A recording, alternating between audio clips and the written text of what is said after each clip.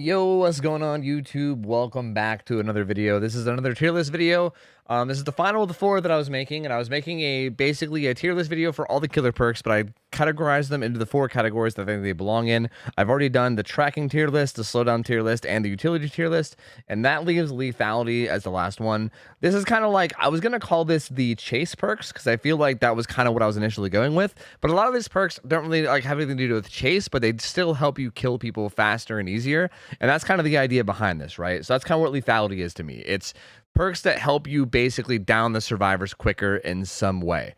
So that's essentially what we're grading them on. Again, these tier lists are going to be graded completely on only their lethality, and that's it. No other part of the perk is going to come into play. So if a perk does multiple things, like say a perk does lethality and also slowdown, the slowdown isn't going to come into place. It's only going to be the lethality. Or say if it does tracking, right? So like I think Iron Maiden's a good example, right? Like we're not going to judge Iron Maiden on its tracking. We're only going to judge it on its lethality. The idea behind this is I want somebody who's looking for a good tracking perk to be able to go to the tracking tier list and find whatever is going to help them actually find survivors, right? In this lethality tier list, I want people to see what will help them kill survivors. You know, I want people to, like, if people are struggling with something and they want a perk to help them with that particular part of their gameplay, I want people to know what actually affects that part of the gameplay the most. I will be doing a tier list with every perk in the game, and I'll just tier them based off everything. I already decided that I'm going to do it. It's gonna be like an 8-hour video, but that's fine. I'll do that after I'm done with these. But this is the last one, so let's do this one. Let's do it. Okay, let's just jump right into it. And we're going to start with Bamboozle. So Bamboozle is a perk where when you vault a window, you vault it 15% faster, and then it also blocks the window. Like the entity will come up and block the window for 16 seconds. It'll block it for 16 seconds, or if you vault another window, because only one window can be blocked at a time with Bamboozle. So if you vault a window with Bamboozle and block it, and then you turn around and vault another one, then the first one will get unblocked. So it basically blocks one window for a maximum of 16 seconds, and you also vault faster. Bamboozle is actually a very, very strong perk. Depending on who you run it on, it could be really, really insane. There's a lot of killers where windows are pretty much like the best counterplay to them. A lot of killers like Bubba and Billy can benefit really, really well from this because it opens up a lot more opportunities to get chainsaws, as well as the fact that you can kind of just like shut down windows and force pallet throws quicker, which can get rid of more resources. I will say though that there is kind of a downside to this perk that I think a lot of people don't realize, right? I think a good way to beat like strong survivor players is to take advantage of their greediness. A lot of the times in like your public matches, really, really good survivor players will kind of like, they won't necessarily play in the most safe way possible. They'll kind of go for risky plays just to have fun, right? They'll see how many times they can vault a window and see if they can keep mind gaming at the same window for a long amount of time, right? Like they'll go for risky window vaults as opposed to going for the safer play, which would be going straight to the pallet and throwing it. So in a way, running Bamboozle kind of forces the survivor to do the safer play, which is running to the pallet and throwing it. So there are, like, again, this isn't like the most of the time, right? This is like a very niche scenario, but there are scenarios where Bamboozle can sort of hurt you more than help you, because you could kind of force a survivor into playing like the super safe way where you don't have any opportunities to get hits because they're kind of just running to every pallet and throwing them, as opposed to them playing windows where you do have opportunities to get hits because, you know, the windows are kind of risky sometimes. And it's always better to get hits and downs rather than breaking pallets, right? Like you can say, but Tofu, that's a good thing because then you can get rid of all the pallets. But here's the thing, if you're just running around kicking pallets for like 2 minutes straight, right? Like if you can't get a hit or a down and you're literally just doing nothing but kicking pallets for like 2 minutes straight, it doesn't matter if you get rid of every pallet on the map because all 5 gens are going to be done by then, right? Like you can't really do that. You need to get hits, you need to get downs, otherwise you're going to lose the game, which is the whole point of lethality, right? The whole point of lethality is helping you get hits and downs. So like, again, in that one niche scenario, it kind of fucks you over, but I would say in most scenarios, this perk helps you a lot. This perk is definitely going in either S or A tier, but I think because of that one downside, I'm going to put it in A tier, but maybe by the end of this video, I'll change my mind. I do at the very end of the video, I like to rearrange perks at the end and see if I like change my mind on anything. So I'm going to put it in A for now, just because of that one downside I was thinking of, but really though, it might go up to S. Bamboozle is actually a very, very strong perk for the sake of killing survivors. Next up is Blood Echo. This perk makes it so when you hook a survivor, if there's any injured survivors, they get hit with like hemorrhage and exhaustion, I'm pretty sure, and I think it lasts for like 45 seconds. So the reason why it's in this tier list right now is because it exhausts survivors, right? And anything that exhausts survivors, it kind of takes away one of the strongest perks, which can help, you know, with the whole lethality thing. Blood Echo, unfortunately, is probably one of the worst exhaustion perks for that, because Unfortunately, it's one of those weird things where like it lasts for 45 seconds, sure, but assuming the survivors are doing gens, they're most likely gonna lose their exhaustion by the time you get to them, right? Like you'll usually catch maybe 1 or 2 survivors off guard that are exhausted with this, but usually not all 3, and sometimes not even 2. Like I would say this usually makes it so that the next chase you take, if it's with an injured survivor, they'll most likely not be able to use Dead Hard or whatever exhaustion perk they might have. So like it's not terrible. You also have to like jump through all these hoops to get to activate, right? Like there has to be people injured, and then you have to hook somebody while someone else is injured, which is also difficult because of how popular healing perks are right now. So you got to jump through so many hoops to make it work, and then even then you usually end up with only like 1 survivor that you can take advantage of with them being exhausted. It's just not really that worth it. I'm gonna put it in D tier. It's not super good. It's not like F tier like dog shit, but it's not amazing. It's gonna go in D tier. Next up is Blood Warden. Blood Warden's an interesting one. Blood Warden is a perk that makes it so that if the exit gates are open and then you hook a survivor, the entity clause will come up and block the exit for 60 seconds and prevent survivors from escaping. This is really, it's a very, it's hard to judge this perk because this perk can be very easily counterplayed by just like looking out for it, you know? Like if someone's about to get hooked, you can either A, leave before they get hooked, or B, just like keep an eye out for the claws, and if the claws pop up, just run back into the map and go somewhere safe, right? Like there is like some like kind of easy counterplay to it, but with that in mind, the amount of times that I've ran this perk and I've turned like a 1-kill game into like a 3-kill game or a 4-kill game, it's happened quite a lot. Quite a lot. Again, it's just kind of inconsistent, right? There's a lot of times where like you'll run Blood Warden and they'll never open the gates. I mean, you can open the gates yourself, but that's kind of risky and it takes time to do. Like there's a lot of times where you struggle to get value with this perk. It's not like one of those like every single game it's going to give a ton of value, but when it does give value, it's usually a lot is what I'll say. So I'm kind of torn on this.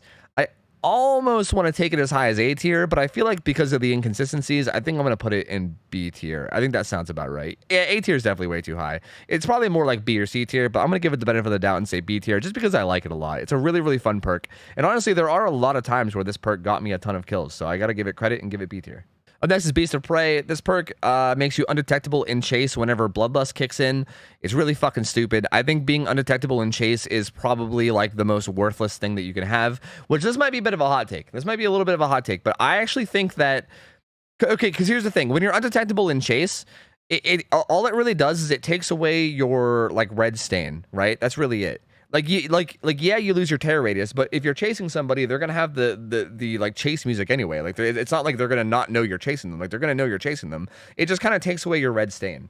And this might be a bit of a hot take, but I think taking away your red stain on killer during a chase is actually a bad thing, because I think being able to manipulate your red stain is actually good. Like pointing your red stain in one direction to try to bait the survivor into think you're doing something, or like showing your red stain and then hiding it and then showing it again. Like there's a lot of things you can do with your red stain, and that kind of like adds more depth to the mind games whenever LOS is broken. So I think losing your red stain is actually kind of bad. And again, it's one of those things where a lot of the times it's just going to make survivors run straight to pallets and pre-throw them because they're not really sure what's going on. I feel like it's really just not that useful.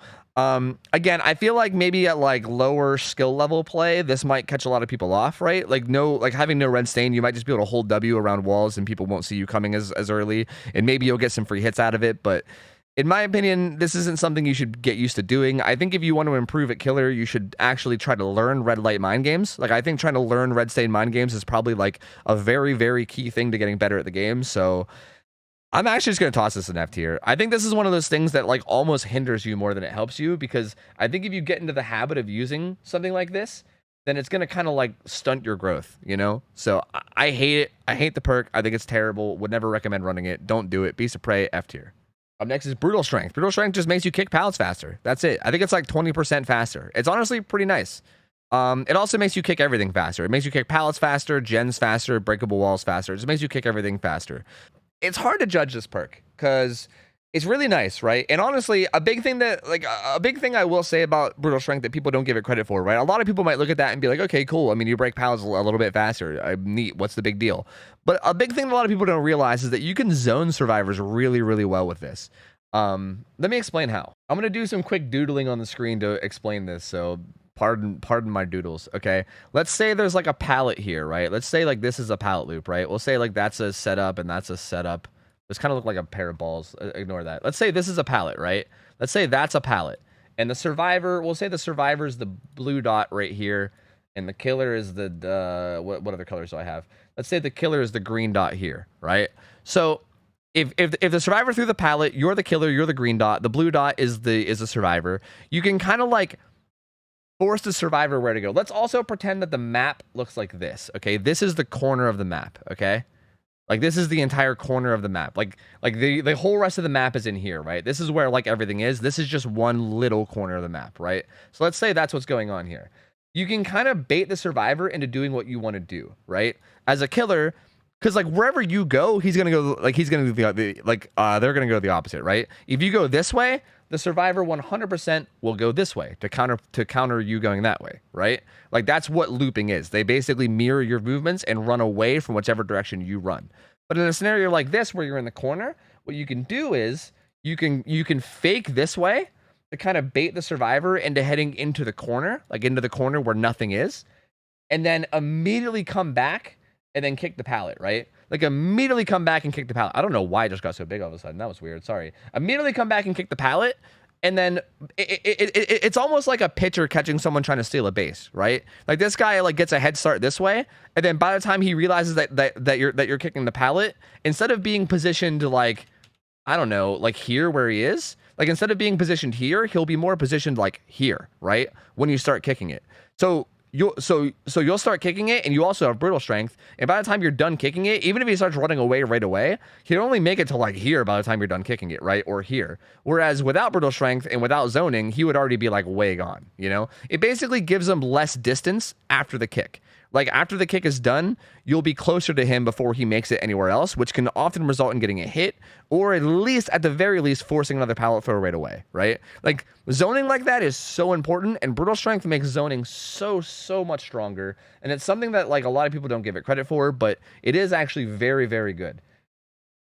On top of just kicking things in general, you know, like, kicking things faster in general is just nice. Like, it's just a nice little, like, save time here and there. And saving time is basically all about what killer is what killer's all about. So I'm going to put this in. You can make an argument for this being A tier. I think you could. I really think you could make an argument for this being A tier, but I think I'm going to put it top of B tier. Because I do think, again, there's a lot of other things that might help you do it more consistently, but it's definitely overall very consistently solid. I don't know, why is Coulrophobia in here?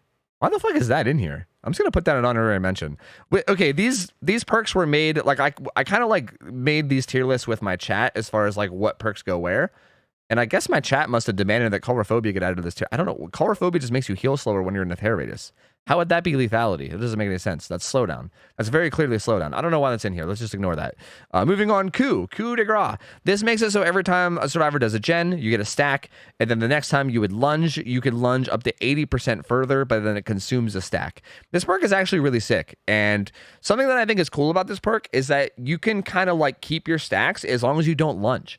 If you, like, have stacks of Coup and you don't want to use them, you can get right up against the survivor and then just tap your swing button so you don't lunge, and you'll do like a short swing and it won't consume a stack. So you can kind of save them for when you need them, which is actually really cool, because there's a lot of pallets that would be safe against not Coup, but then if you have, like, the Coup lunge, it makes it, like, or sorry, they'd be safe against standard play, but Coup makes them unsafe.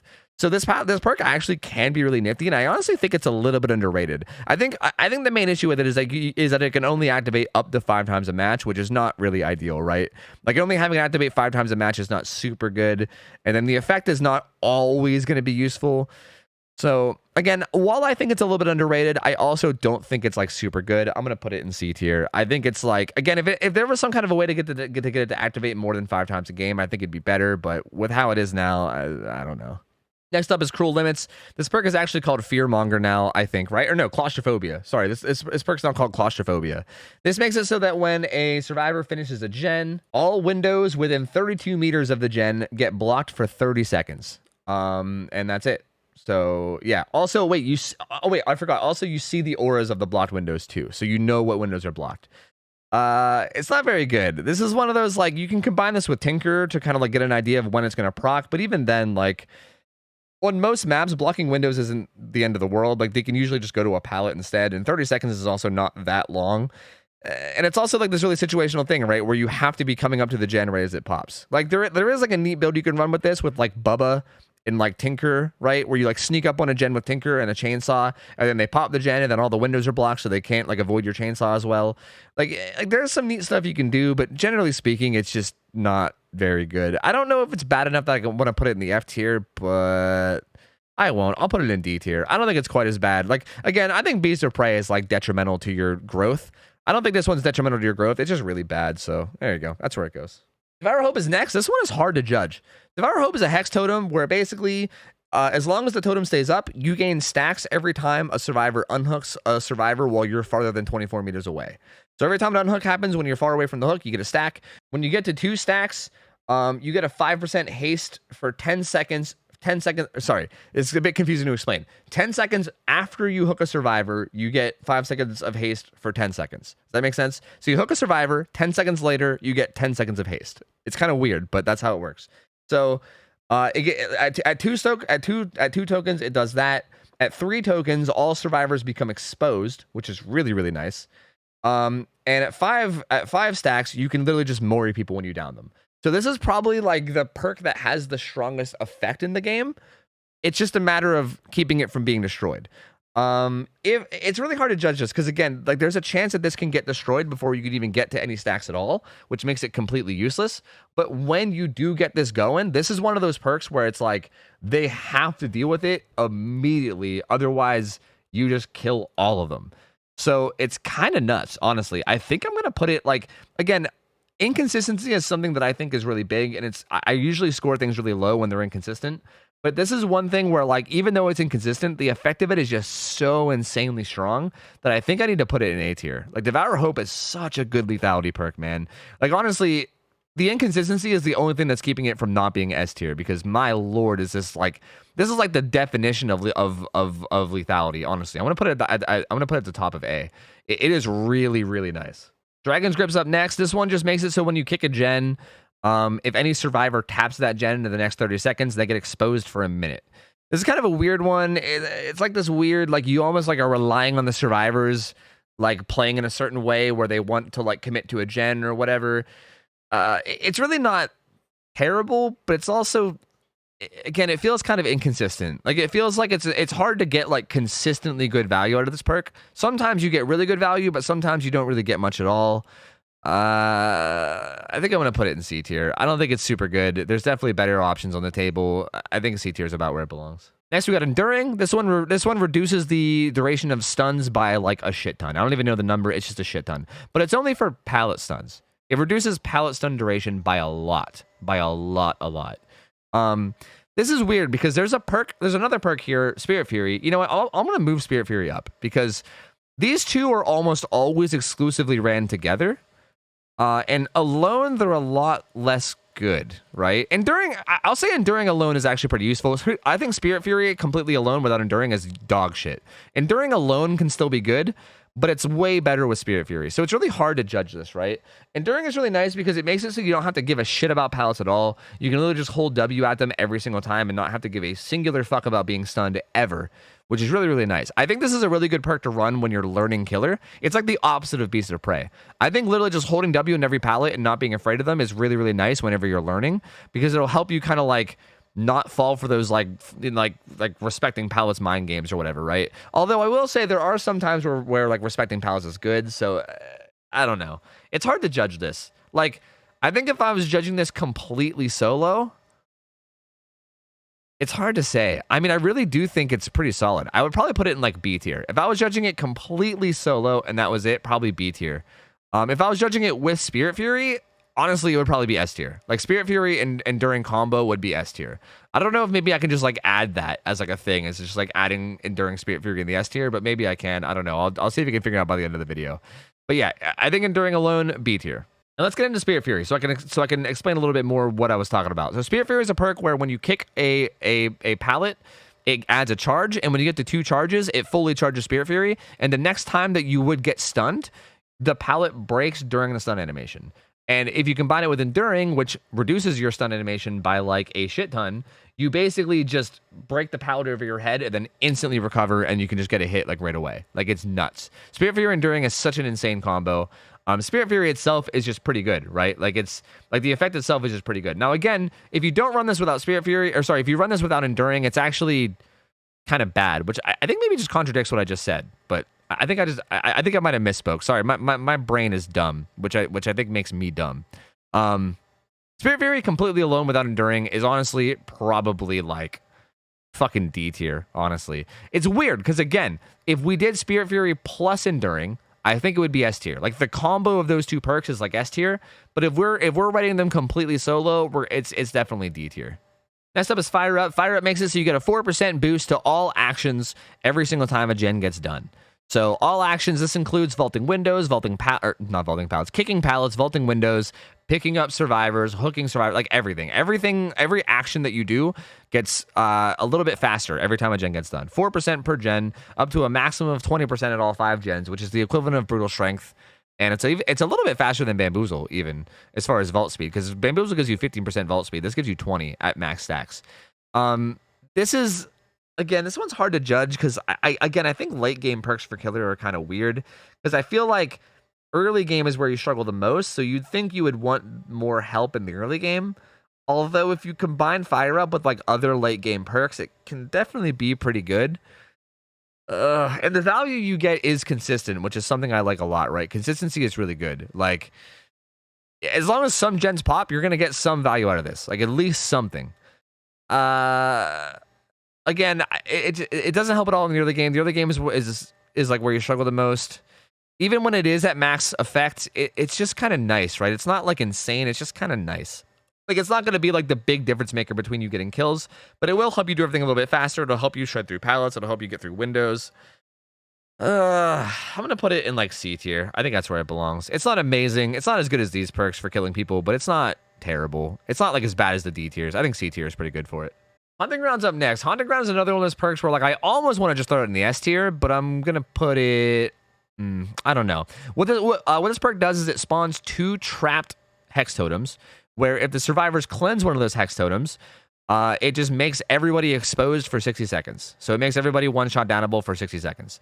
So it's kind of like it's basically just a trap is what it is. You basically set a trap, and then if they cleanse it, and I will say it gets cleansed almost every time. It's very rare to have a game with Devour Hope where they don't, or sorry, with Haunted Ground where they don't get rid of it. Even if it's the only thing you're running, right? Even if you have no other hex totems, it usually still gets broken. Because like, what if it's Devour Hope, right? Like they don't know what it is. It might be Devour Hope. So I feel like I almost want to put this in like S or A tier.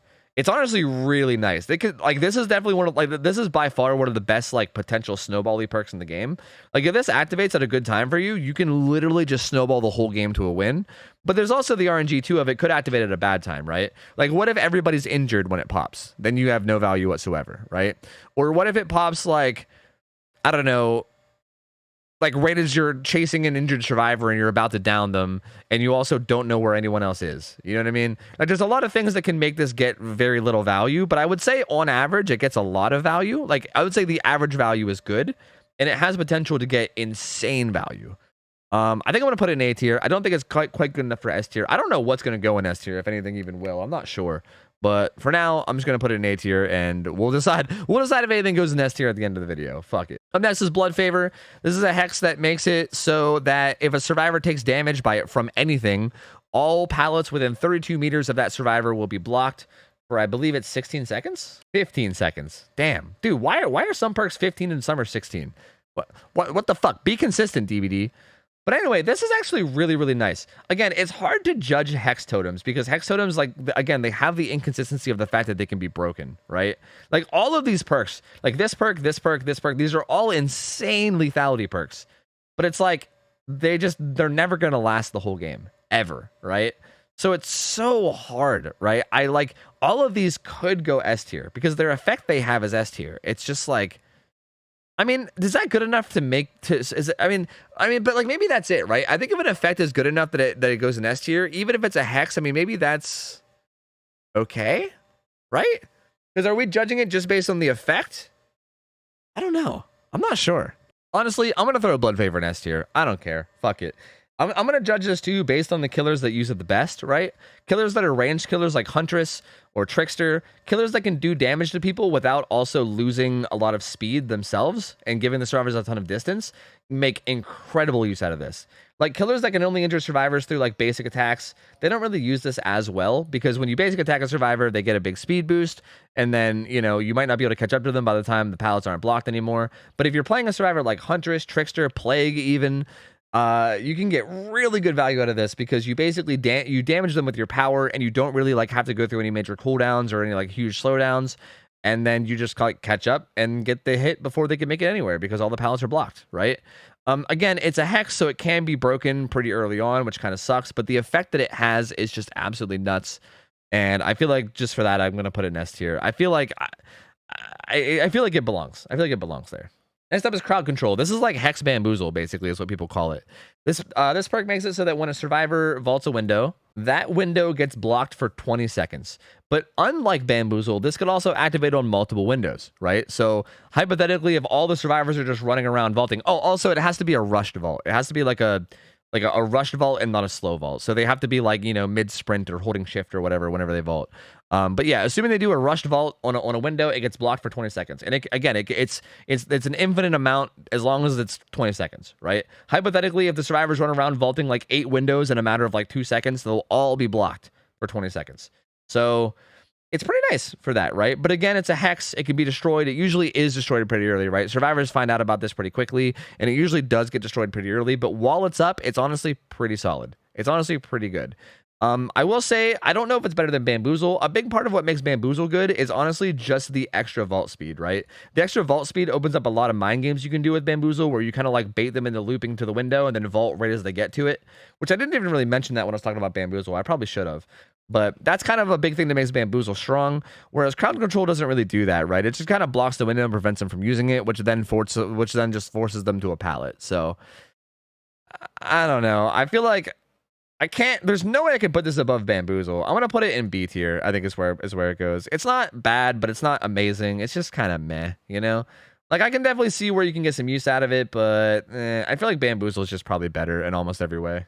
Next up is I'm All Ears, which some people might be like, why is this in the lethality tier list and not the tracking tier list? Because what I'm All Ears does is it makes it where when somebody does a rushed action within 48 meters of you, you see their aura for 6 seconds. So basically, if you're chasing somebody and they vault a window or vault a pallet, you'll see their aura for the next 6 seconds, which is a pretty long amount of time. So the main reason why this is in the lethality tier list is because it's very rare for somebody to do a rushed action when you're not chasing them, because that would reveal their position, which is not what they would want, right? Like they don't want to reveal their position when you're not already chasing them. So this basically only activates in a chase, right? That is pretty much the only time this activates.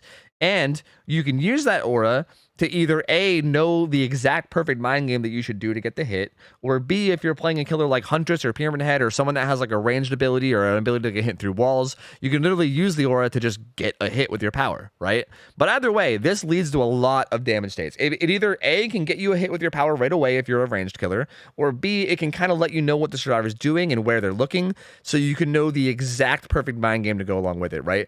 I think this is something that benefits you the more skilled you are as a killer, right? If you're the type of killer that can see what a survivor's doing and know exactly what to do to get a hit on them, then this will benefit you a lot. So I think the more experienced players will use this better than others, but I really do think this is an insane chase perk. Like legit, I think it's super underrated as a chase perk. So underrated that I'm literally going to put it in A tier. And you guys might give me shit for this, but I honestly think it's that good. Like this perk almost guarantees hits sometimes. Well, not sometimes. I'll say a lot of the time. I think the only times that it doesn't is when they take like a god window, or if they just like hold W, right? Like if they throw a pallet, or sorry, if they vault a pallet or vault a window that's just really strong and then they just hold W away, then it doesn't really do anything, right? Because you obviously already know they're holding W. But if they try to like stay at the pallet or window at all, you can know exactly what to do to take advantage, which is really, really nice.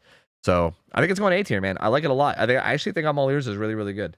Next up is Iron Maiden. This perk makes it so if someone's in a locker and they jump out of the locker, they get exposed for 60 seconds. It has other effects, but the other effects have nothing to do with being lethality, so I'm going to completely ignore them. Basically, just as far as I'm concerned... Wait, no, I actually think it's 30 seconds, isn't it? I'm pretty sure it's 30 seconds. Hold on. Yeah, it's 30 seconds. Okay, yeah. I thought it was 60, but it's actually 30. It also reveals their position, too, which is actually pretty important. I can talk about that one. They scream revealing their position, and then also they're exposed for 30 seconds, which is pretty nice. So this can be really good in a lot of situations. This could be really good against killers where people like to use lockers to juke the killer. People like Hillbilly. It's very common for people to jump in lockers against Hillbilly to try to avoid the chainsaw. Although I think if you're a skilled enough Billy, you can just bait them and probably get them anyway.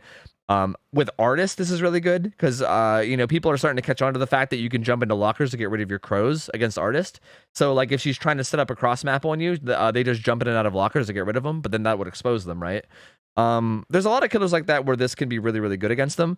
But I would say most of the time, I would say the vast majority of the time, what happens with Iron Maiden is Iron Maiden procs on people that were trying to hide from barbecue, right? Like, you'll go to hook a survivor, someone will get in a locker to try to hide from barbecue, and then, you know, they'll get out of the locker, and then they'll scream, and they'll be exposed for 30 seconds. And this is where I'm torn, because any good survivor in that position will be far enough away from you that they'll be like, oh, I'm exposed. Let me find a good position and just wait out this 30 seconds to make sure I don't get one shot down, right? Like, they'll run to like a super good pallet and just sit there and wait and see if you're actually going to come up and chase them, right? And if you chase them, they can easily run you for 30 seconds. Like, 30 seconds is not long at all if you're in a good area of the map. Any good survivor can take any good killer on a 30-second chase, unless it's like Nurse or something.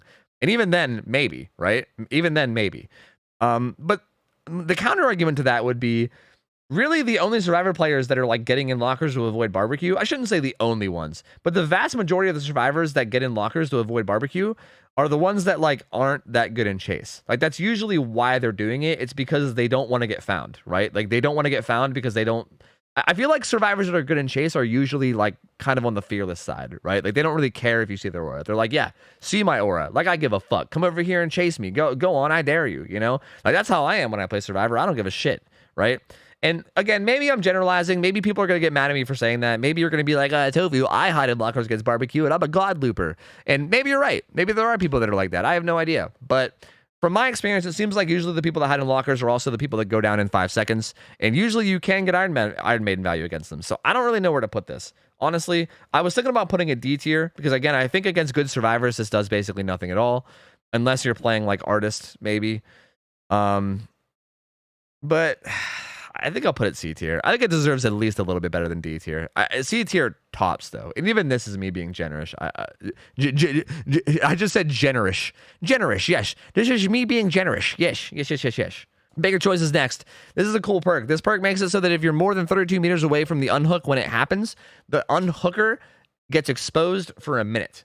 So basically, it's weird. I like this perk, but I dislike it because it encourages you to go after the person that unhooked instead of the person that was on the hook, which is cool, right? It's like anti-tunnel.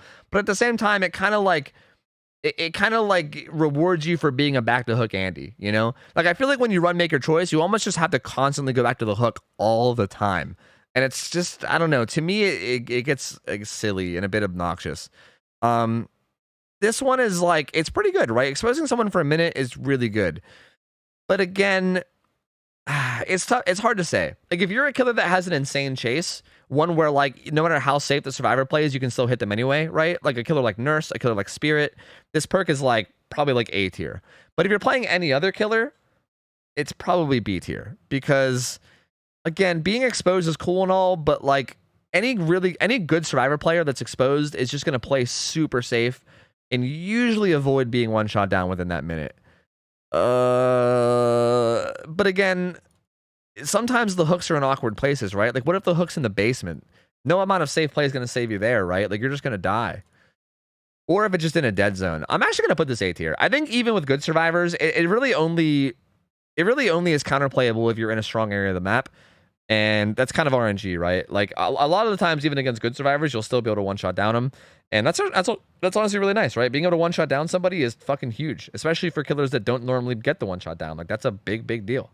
So, yeah, I think I'm going to put it in A tier. Up next is Monstrous Shrine. This perk makes it so that people on basement hooks die 9% faster. Wow. Wowee. That's crazy. 9%. I don't know what the actual number is. Let's just round it up to 10%. So hook states are 60 seconds. We'll round it up to 10%. That's 6 seconds. It basically takes 6 seconds off of every hook state. So instead of taking 60 seconds to go from, first hook to struggle state, it takes 54. Wowee. And total, if someone sits in basement from the first hook till death, you save 12 seconds. Which is actually, legitimately, not joking, that's actually not that bad. The problem is that it only works with basement hooks. And I feel like basement hooks are strong enough already. You don't really need to make it slightly stronger. It also reduces the chances of them being able to pull themselves off the hook, but that's just kind of stupid. Who the fuck is doing that in current year, right? I think the only people that are doing that these days are people that are trying to kill themselves on hook anyway. So I don't really care about that. The main thing is just making them die faster on hook. If this was honestly, if this was a scourge hook, this honestly could be pretty good. If this worked with scourge hooks, if it was hey, people that you hook on scourge hooks die faster, I'd be like, that's sick. I would love that. But with it just being basement, F tier it goes. Dog shit perk. Don't ever run it. It's horrible. All right, here's where everyone's going to hate me because NOED's going in S tier. NOED is 100% going in S tier. This perk's fucking stupid. And people are going to hate me for this because NOED is such a hated perk. And people are going to be like, oh my God, Tofu, you're going to make more people run NOED and blah, blah, blah, blah, blah, blah. But man, NOED's just nuts, dude. The buff you get from NOED is insane. It's literally I think it might be the single best buff you can get from any perk, right? It's even better than Devour Hope. Being able to Mori people is cool and all, but dude, okay, so let me just explain what this perk does. As long as there is at least one doll totem alive when the exit gates are powered, then this perk, NOED, will attach to one of those doll totems, and then you'll get NOED, right? And it'll be tied to that totem. It's Hex NOED. It's a Hex perk. So as long as that totem stays up, you get 4% extra speed, and also every single person in the game is exposed. And also, they don't find out that they're exposed until you hit them. So, they don't find out right away. It takes a minute, right? You have to actually down somebody before it pops up, and they're like, oh, shit, we're all exposed. Fuck, they have NOED, right? And it's nuts because, again, at the end of the game, I talked about this in a lot of different videos for a lot of different discussions, but at the end of the game is when the killer's the strongest, right? That's when there's the least amount of pallets on the map. That's when the survivors are most likely to have less members on their team, and people are more likely to be injured, right? As opposed to the early game anyway, right? As the game goes on, they lose more resources. They're more likely to be in a worse position as far as health states and the amount of people alive. So the fact that you're already in the strongest position possible, and then you also get the strongest buff that you can possibly get in the game, is just nuts. It's insane. It's such a good lethality perk. Now, I almost didn't put it in S tier because there's the counterplay of well, what if they just cleanse all 5 totems? But let's be real, dude. With boons being a thing right now, who the fuck is cleansing all 5 totems? Who is really going into games and cleansing all the totems when there's boons, dude? Because you're gonna be fucking over your teammates, right? Or fucking over your own build, because almost every game there's at least one boon. Almost every game, you know what I mean? So NOED activates pretty often, and it's really strong. I would say the major downside to the boon meta is that people might be remembering where totem spawns, which might make them break it faster or something. But even regardless, even if you get just 2 or 3 downs with this perk, that's insane value. That is nutty value. So no matter what, S tier, NOED's fucking nuts. I'm not going to say it's OP because I don't really think it's OP. I just think it's really, really good. It's a very, very strong perk. There's a reason why when you watch comp tournaments and shit, this perk is run all the time because it's fucking strong. It's a very, very good perk. And that's just play with your food. This might be a bit of a hot take, but I think this perk is dog shit. The only time that this perk I think is ever good is if you're running Tombstone Myers. If you're running double ultra rare add-on Myers where you're running Tombstone plus Evident tier 3, and then you just never lose stacks, right? You get 3 stacks and you never lose them because you never actually swing. I should explain what this does. Sorry, I didn't even explain. What this perk does is it makes it so that if you chase the obsession and then drop the chase, you get a stack, right? So if you're in the chase of the obsession and then you lose the chase, you get a stack for losing the chase. And you can get up to 3 stacks, and every stack gives you 5% bonus move speed. So at maximum stacks, you can get 15% extra move speed, which is a lot. That's the equivalent of Bloodlust 3, I think. Or maybe it's a little bit faster, actually. I don't know. But it's pretty fast. It's pretty fucking quick. You go pretty fast. And 5%, 5% per stack is honestly nice. Even just 1 stack is really solid, I would say. But here's the problem. Anytime you do any offensive action, you lose a stack, which is kind of a bummer. So it's kind of weird because like offensive action is such a vague term, and some things make you lose stacks and some other things don't, and it's really weird. Like for instance, hillbilly chainsawing at all will make you lose a stack. A single chainsaw will make you lose a stack, even if you don't connect with a survivor. So if you just like use your chainsaw to try to get around the map for like mobility, you lose a stack, right? When you're playing Bubba, every time you use a token of your chainsaw, you lose a stack. So say you get up to 3 stacks on Bubba, if you use all 3 tokens of your chainsaw, right? Like if you do one full sweep where you go through all 3 tokens, each token that you use gets rid of a stack. It's really weird, right? It interacts really weird. If you try to do a basic attack, it loses a stack. Any like I think it's basically anything that has potential to take a health state. Like for instance, I'm pretty sure if you run this on Blight, I don't think rushing around loses stacks unless you swing. If you swing out of your rush, then it loses a stack. So I think it's basically if you do any action that has potential to take a health state from a survivor, I think that's when it takes away stacks. It's really weird. The reason why this perk sucks is because it's a big time investment to like find the survivor and then also just like let them get away, right? Like let them drop chase. It's like a big time investment to do that just to get a temporary boost that you then just lose right away, right? Like even if you like find the obsession, you get up to like 2 or 3 stacks and you're like, I'm fast as shit now. It's cool. Like the next guy I chase, I'm going to down him even faster. It's like, well, you could have took the time that you spent getting those stacks just downing the obsession and you would have been in the exact same place, right? Like instead of like wasting a bunch of time getting stacks and then downing somebody, just down the first guy. And then bam, like what's the point, right? It's just really dumb. I know some people run this on Wraith because Wraith's probably one of the best killers you can use this on because you can cloak while you're chasing somebody to drop chase right away. You might be able to do this with Sadako too, actually, now that I'm thinking about it. I haven't tried it with her. But I know with Wraith, you can basically drop chase just by cloaking mid-chase. So you can kind of gain stacks easier. But again, you just lose... Like, if you're chasing a full health survivor, you guaranteed have to lose 2 stacks to get the down, which is just such a big time investment, right? Like, the amount of time it takes to get 2 stacks is huge. So, man, I'm going to put it in F tier, dude. I think I'm going to put it in F tier. I think this perk is just bad. Again, if you're running, specifically if you're running Tombstone, Fragrant Tuft Myers, it's fucking S tier, okay? If you're running double ultra rare Myers, it's literally S tier. But without that, it's F tier. The only other thing I would say that might make this viable is either Bubba with his ultra rare that makes it so that you use all your tokens at once, because then you only lose 1 token per chainsaw, which is nice. That makes it kind of worth it. Or maybe if you do like an entire Wraith build based around like exposed, so that you don't have to like lose stacks as much. Like maybe if you run like Maker Choice and like Dragon's Grip or something. Hey, that sounds like a good video idea. Maybe I'll do that. Like, maybe that would make it not F tier, but outside of those, like, very niche scenarios, this perk is basically dog shit on everyone. It's a little bit better than these two, so I'm going to put it above them, but I don't think it even is as good as these perks. It's pretty fucking bad. I would never run this. Okay, STBFL is next. Oh, fuck. This is where I'm going to get roasted. This is where I'm going to get roasted hard, dude. Oh, shit. I know people love this perk. People love STBFL, man. This perk makes it so that if you hit anybody that isn't the obsession, you gain a stack, and you can get up to 8 stacks, right? Every stack reduces your cooldown after a basic attack by 5%. So at max stacks, you could have 40% reduced cooldown. So basically, when you hit somebody, your character always does. I call it the weapon wipe because back in the day, there was only 3 killers, and they all like wiped their weapon off on their arm or whatever back in the day. But nowadays, there's a ton of animations. So it's whatever like the animation is that a killer does after they get a basic attack. That animation gets reduced by a lot, especially if you have 8 stacks. Like this perk feels great. If you can have 8 stacks of this perk, it feels fucking wonderful. It's so nice. You hit people and you recover like so quickly. But the problem is that if you hit the obsession, you lose 2 stacks. That's the problem. With a basic attack, though. Only with a basic attack. Only basic attacks are affected by this. If you hit him with a non-basic attack, you don't gain or lose stacks, and you also don't get additional reduction if it's not a basic attack.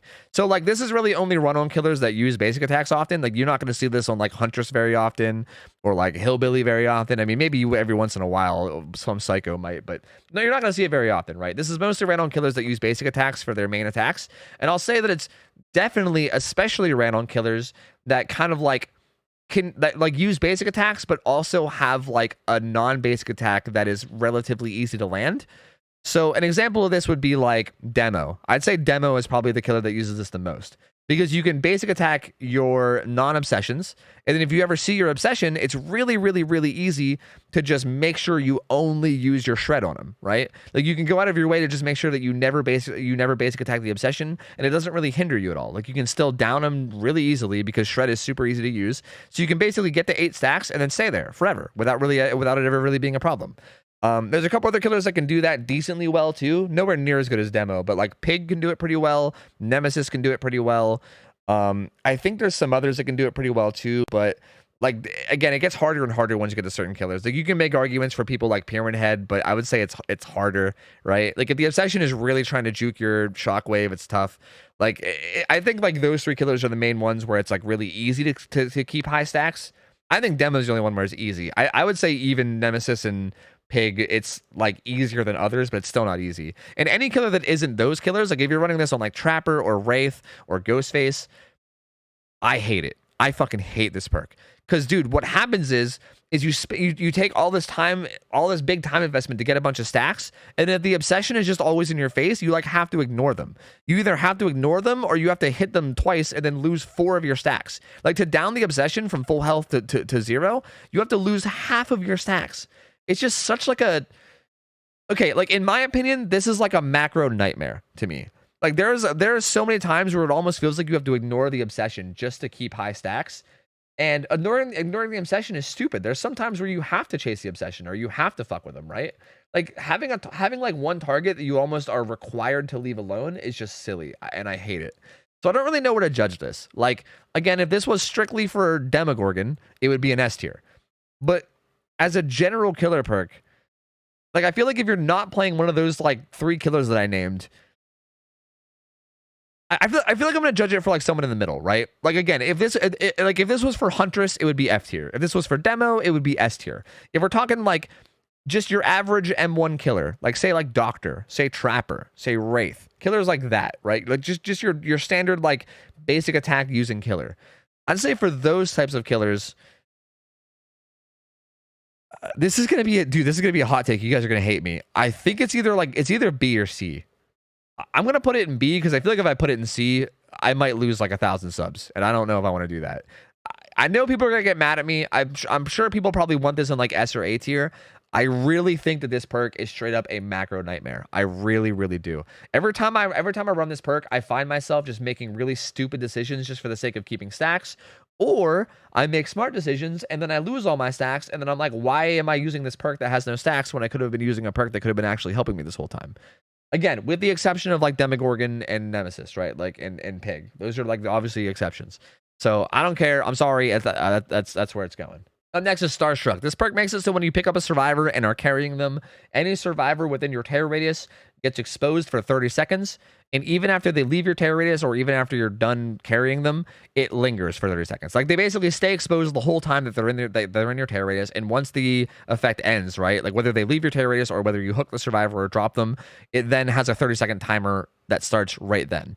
So this is kind of nice, right? A lot of people will run this with things like Infectious Fright, where they like down somebody, they see the general direction where like other survivors are, they hurry up and pick them up and hook them, and then they try to get after whoever they saw, right? Which can be really useful. This perk is basically, I would say that this perk is only good on killers that have absurd chases, you know? Because again, 30 seconds is not that long. Against a killer that, you know, really obeys by the laws of physics, like a Wraith or something, most survivors are going to be able to just run to like a safe pallet and be okay. But if you're playing someone like Nurse or like Spirit, this perk can be fucking insane. It can be really, really, really good, especially because again, they're near you, right? They're near you. So if you have any kind of tracking whatsoever along with it to help you know generally where people are around you, you'll get pretty insane value. Slinger's another one. I think Slinger's another killer that can use this perk well. I'm going to put it in A tier. I'm tempted to put it S tier. A tier? S tier? Where do I want to put this? A tier or S tier? I don't know. I almost want to put it S tier because I feel like this specifically helps the most lethal killers, right? Like the killers that are already lethal, it helps. But maybe that's why it shouldn't be S tier, right? Maybe like I feel like the killers that need lethality perks are usually the killers that lack it, right? Man, I don't know. I'm hurting my own head right now. It's so hard to judge because like so many of these perks get used differently depending on who the killer is, right? Like when it comes to like a slowdown tier list, it's so easy because everybody uses slowdown the same, right? When it comes to lethality, it's like everyone uses things differently, so it's so hard to judge. I'm gonna put it in S tier for now, but I'm gonna have a long think about it once we get to the end, I think. But for now, I think I'll just put it there. Hey guys, editing Tofu here. Just wanted to quickly say that I know I just said that I'm putting it in S tier and then I put it in A tier. I just want to clarify that I did mean to put it in A tier. Past me is just kind of a dumbass. Sorry about it. Up next is Unrelenting. This makes it so you recover from your missed swings faster. It's fucking stupid. There is like a little tech you can do with this. Kind of. It's kind of stupid, but I'll explain it anyway, right? So there's like a thing that skilled survivor players do, like basically really good survivor players will try to recognize bad killers, and if a killer like swings really early at a pallet, like way obviously too early, the survivor just won't drop the pallet and they'll just like do another loop because they're like, oh, he swung early, I'm not actually at risk of getting hit. And they won't drop the pallet because, you know, normally normally you swinging would put you into like this like decently long recovery where it would give the survivor enough distance to like make another loop. So that's like a skilled survivor's way of like punishing you, right? Like they'll see you swing early and they'll punish you by doing another loop and making you waste more time. However, if you run Unrelenting, you can sometimes bait a good survivor into thinking that you're bad by intentionally swinging early and baiting them into doing another loop, but then you actually recover you recover way faster because you have Unrelenting, and then you catch up and get a hit that you wouldn't normally get. That's kind of the idea behind the tech. How much faster is it? 30%. You recover 30% faster. It's not even that much faster. Again, like save the best for last gives you 40% at max stacks. Like 30% is not that good. But that's it. So that's really the only use of it. The only reason I'm not putting this in F tier is because of that one tech. There is like a very niche use for this where it can get you hits. And I feel like that, and that use doesn't even like waste time, right? I think that's better than these. Even I would say play with your food can get you hits, but like it's such a big time waste in the process that it's not worth it. Unrelenting, like going for Unrelenting tech doesn't really waste time, right? They either A, drop the pallet, in which case that's fine. They were probably going to drop the pallet anyway. Or B, they don't drop the pallet and then you get a hit, you know? Like it's kind of like no matter what, you get the same result. It's just you get a chance to get a hit. So again, it's not amazing. It's not super good. I'm not being like, oh god, Unrelenting is a super good lethality perk, but it's not F tier. I think it belongs in about D tier. And lastly, we got Rancor. Rancor, I actually think is more of a tracking perk than anything else, but this perk does make it so that when all 5 gens are done, I'm pretty sure this is the one that activates when all 5 gens are done, right?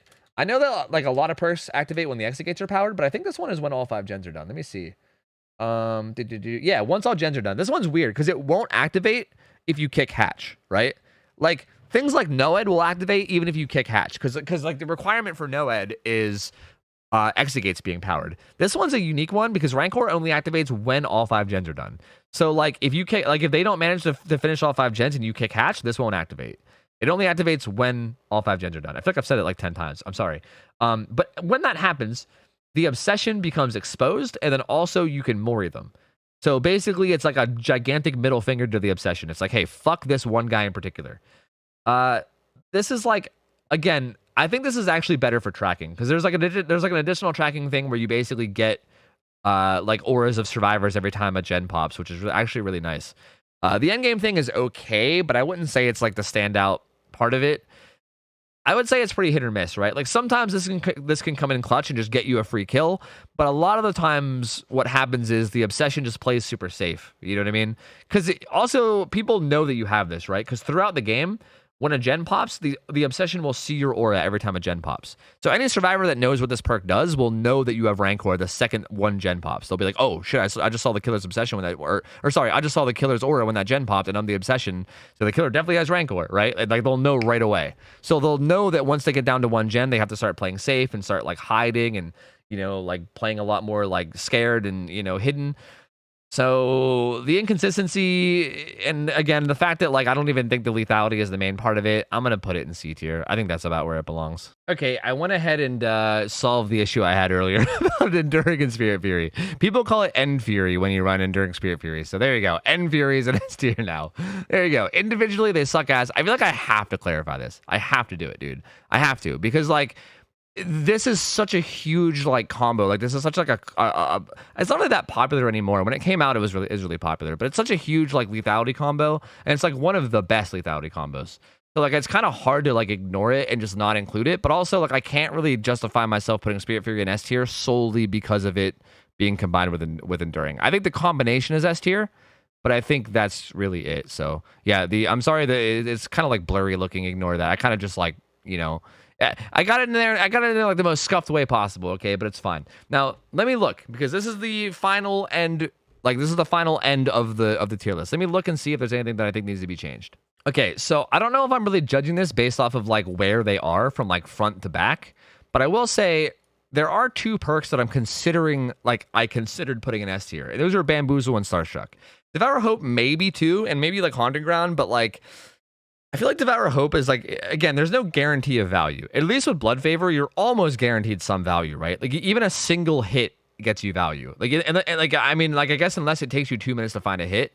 But like it's way easier to get value to Blood Favor than Devour Hope. But Devour Hope, you need to literally get a down. Like you need to get multiple downs, multiple hooks before you can even start to get value. Blood Favor is like when you get your first hit, you get value, right? And they're both hexes.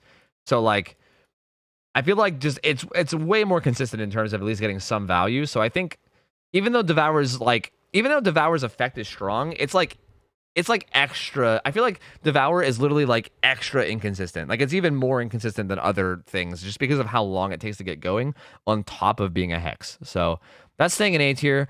I think you can definitely make an argument for both Bamboozle and Starstruck being A tier or S tier. As a matter of fact, man, I'm torn. As a matter of fact, I think I might put Bamboozle in S tier. I don't know. It's hard. It's so hard. I don't know. No, yes, no, no. Again, I'm sticking to what I said, man. I think Bamboozle does have a lot of cool mind games you can do, but I think the whole like forcing people to pallets can be more harmful than good a lot of the time. I'm sticking to my guns. It's staying in A tier, and so is Starstruck. I think this looks. I think this list looks good. I can't really see anything that looks super out of place. This all looks solid. Like these perks are like insanely fucking strong in terms of lethality, right? Like if these perks activate, you're gonna fucking die, basically, right? Like if you're getting chased by a NOED killer, you're most likely fucking dead. If a killer has Endfury and they're chasing you, they're probably gonna break their fucking head over to the pallet and just fucking kill you. Same thing with Blood Favor. If the killer has Blood Favor and they get a hit on you at all, everything is gonna be blocked all around you, and you're most likely gonna get a hit again with the follow-up, right? These perks are like, they're not like guaranteed fuck yous, but they're like a pretty high chance of fuck you. You know what I mean? Like there's a pretty high chance that they're running these perks that you're going to get, you know, dicked over at some point by them, and it's going to help them, you know, down you. Or as killer, there's a pretty good chance that it'll get you value, right? B tier is like, again, I think it goes right down, right? B tier is like the same thing. It's like, it's pretty decent, consistent value, but it's not like insane, right? C tier is when is when it starts to get like risky. It's like sometimes you get value, sometimes you don't. When you do get value, it's good, but also sometimes you don't get value at all. D tier is like meh. And then F tier is just like, what the fuck are you doing? And then Coulrophobia is like, why am I even in here? Like, what the fuck am I doing? So yeah, this looks good. I like this. I think this is a good final result. This is the final result for the lethality tier list. I hope you guys like this. I'll leave links to the other tier lists down below. The slowdown, the tracking, the utility, all that. I'll leave tier lists to all those. And again, I think I am going to make an overall killer perk tier list, although that shit is going to be such a long video. I tried to make this one faster compared to the other ones because I'm trying to train myself for the tier list that has every perk, because bro, that tier list is going to be such a long video, and I'm hoping that I can make it at least a little less long, because I'm like predicting something like 8 hours, and I'm hoping I could at least make it like, I don't know, 4 or something. I don't know. I think I was just getting high hopes. Anyway, I hope you guys like this. If you guys disagree with anything, or if you think I missed anything, or maybe didn't bring up any good points for a perk, if you want to like defend one of your favorite perks, or maybe if you want to shit on a perk that I like a lot, feel free to leave a comment, man. Feel free to leave a comment. I'm always down to have a conversation as long as you be civil about it. If you're not civil about it, I mean, you can still leave a comment. I might just ignore you, because, I mean, when people act like dicks, I just generally ignore them. Anyway, that's it. Hope you guys enjoyed this video. If you guys did like it, feel free to give it a like. It helps me a lot with the algorithm, gets more people to my stuff, which is always a good way to support. And also, feel free to sub, because I'm going to be uploading videos almost every single day. And also, I'm live on Twitch 6 nights a week over twitch.tv/OhTofu if you guys want to stop by and say hello sometime. And that's going to be it for me. So until next time, I'm going to get out of here. Have a good rest of your night, guys. I'm out of here. See ya. Take care. See ya. See you later. See ya.